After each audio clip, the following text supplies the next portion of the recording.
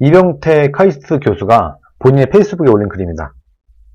스웨덴의 코로나 바이러스 하루 사망자 수와 신규 환자 수입니다. 이게 하루 사망자 수예요. 그래프예요. 3월 초, 이게 3월 한 중순 때부터 조금씩 올라가다가 스웨덴은 방역을 거의 안 했죠. 경제활동을 제재하거나 우리나라처럼 2.5단계는 2단계는 이런 난리를 안 했어요.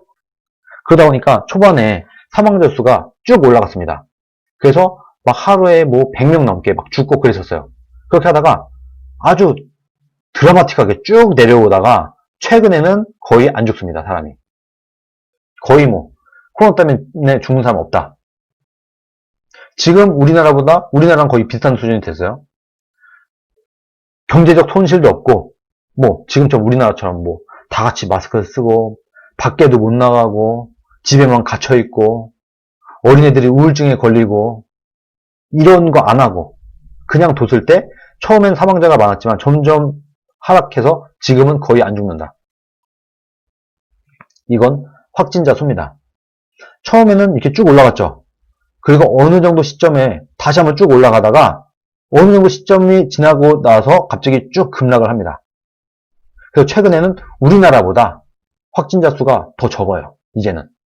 한때는 1,500명에 치달았었는데 이제는 스웨덴은 안정세에 다가가고 있습니다. 점점 더 내려가는 추세예요. 그런데 문제가 뭐냐? 우리나라는 쪼였다가 풀면은 확진자가 확 늘어나요.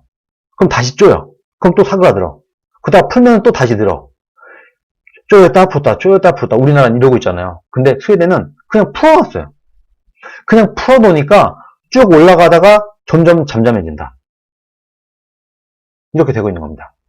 어떤 게 더 합리적입니까? 우리는 어떻게 해야 되겠습니까? 또 하나 괜찮은 글이 또 있어요. 사회적 거리두기와 가택연금, 마스크가 정말 효과가 있는가? UCLA 경제학 교수 등이 연방은행, 경제학자 등등이 8월 20일자로 실증 연구 결과를 내놨습니다. 결론은 놀랍게도 정부의 비의료적 간섭이 효과가 없다는 것이다. 지금 정부들이 국민들을 괴롭히고 아이들이 집에만 처박혀 있다 보니까 집 밖에 못 나가다 보니까 집에 갇혀 있다 보니까 우울증에 걸리고 그러다가 어른들 중에서 자살하는 사람도 나오고 생계가 너무 빈곤해져서 자살자도 나오고 이러고 있지만 이게 효과가 없다. 결론은 효과가 없다. 첫 번째, 지역과 나라와 무관하게 1일 사망자가 25인에 도달하고 나면 한 달 이내로 1일 사망자 성장이 0%에 도달한다. 한 달 만에. 정부의 정책과 무관하게 1일 사망자 수 25인을 지나면 20일, 30일 내에 증가하지 않는다. 이런 결론이 나온 겁니다. 연구 결과로. 두 번째, 위의 상황이 발생하면 1일 사망자는 떨어지기 시작하거나 수준을 유지한다. 더 이상 늘지 않는다. 플랫하게 계속한다. 세 번째, 사망자 수의 변동은 감염 초기 이후는 급격하게 떨어지고 매우 낮은 상태를 유지한다. 좀 전에 스웨덴 그래프 보셨죠? 미국의 모든 연구 대상 주들과 연구 대상의 국가에서 이러한 주제는 공통이고 유지되고 있다. 모든 주들과 모든 국가에서 이번에 연구 대상이 됐던 모든 나라에서 모든 주도에서 이런 주제는 공통적으로 유지되고 있다. 1-3의 관찰의 결과는 감염 전파 지수, 전염병이 발생하고 첫 30일이 지나면 일주일에 머무른다.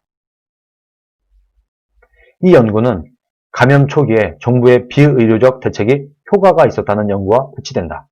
그 이유는 초기에는 일부 지역과 초기 현상을 대상으로 했기 때문이다. 이걸 길게 보지 않았고 그 초기 맨 앞부분만 딱 잘라서 연구했기 때문에 그렇게 나온 것이지 이거를 이미 한 1년이 가까이 돼가고 있죠. 이걸 긴 타임테이블로 연구를 다시 해보니까 효과가 없었다. 초기에 성공적으로 보였던 나라들, 이스라엘, 일본, 싱가폴, 호주 이런 나라들 초기에는 잘하고 있는 것 같아. 잘하고 있어.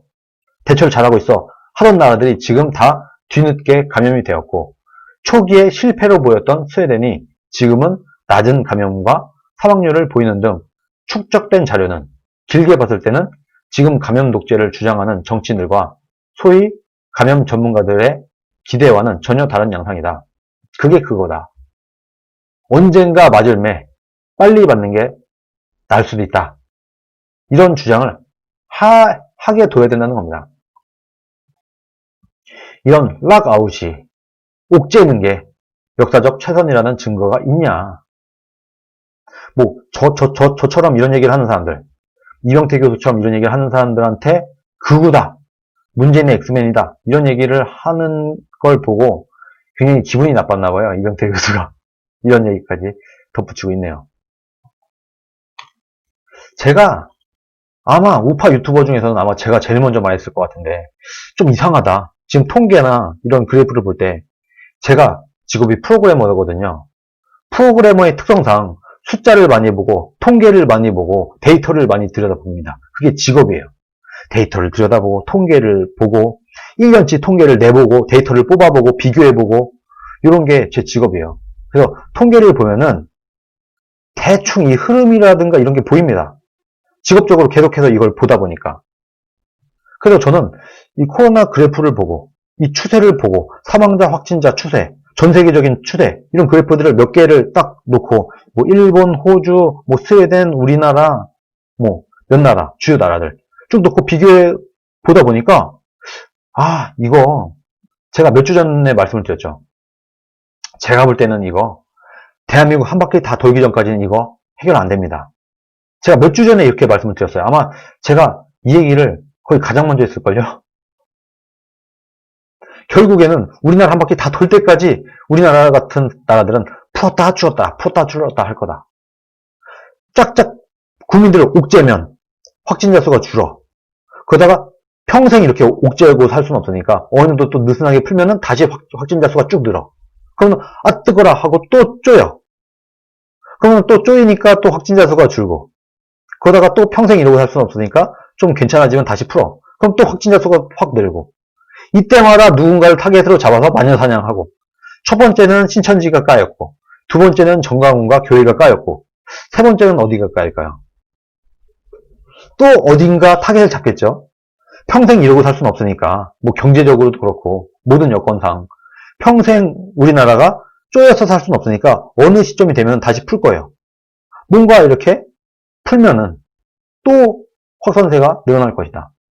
이 짓을 할 거냐, 아니면 이제는 합리적으로 받아들이고 어차피 내를 지금 맞냐 미래에 맞냐 이 차이만 있을 뿐이다. 그래서 절충안으로 지금 그래프를 볼 때 70대도 생각보다 안 죽어요. 오히려 한 70대 중반 넘어가면은 뭐 이거는 사실 자연사일 수도 있지만 기본적으로 어쨌든지 간에 70대 이상 노인분들은 조심하고, 그 외에 젊은 층들은 차라리, 젊은 층은 거의 아예 안 죽습니다. 30대 이하는 한 명도 안 죽어요. 우리나라는 특히.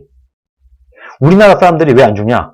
우리나라 사람들은 감기에 자주 걸려서 코로나 바이러스의 항체는 없지만 기본적으로 코로나 바이러스도 약간 감기 같은 거기 때문에 감기 바이러스에 내성이 있다. 한국 사람들은, 동양인들은 특히. 그래서 잘 안 죽는다.